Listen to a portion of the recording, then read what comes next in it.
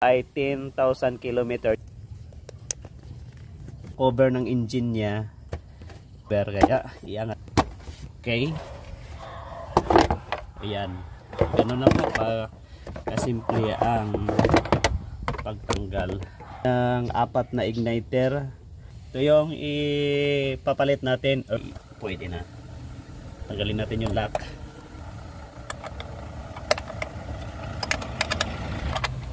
Gamitin natin yung 10mm.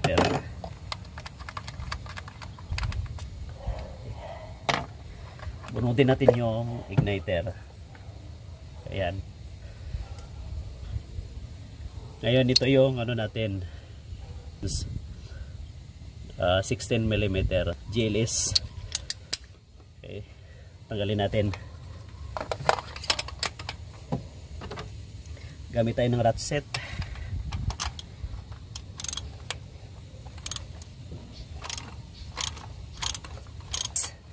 Ang pihit ng set.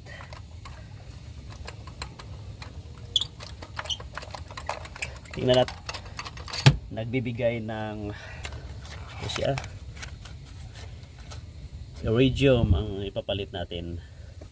Heater niya yung dulo, lalo na kung ang tanggal ay walang rubber, pwede na ito. Tingnan nyo, ay ganoon lang po kasimple yung pagtanggal ninyo. At tingnan ninyo yung kanyang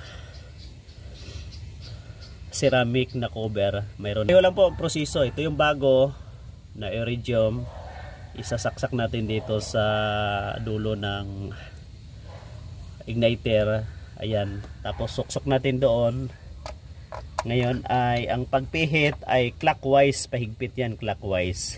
Kumagat na yung kanyang thread, pasok natin yung short handle niya, saka yung 16mm na dip socket, counterclockwise.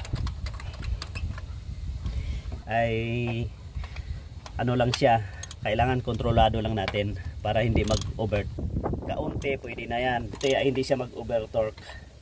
Yan, kasi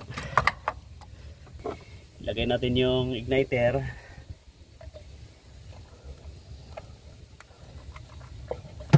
Balik natin yung yan. Pagkikpit natin ay counterclockwise, clockwise. Higpitan lang natin ng kaunti para hindi mag-over torque.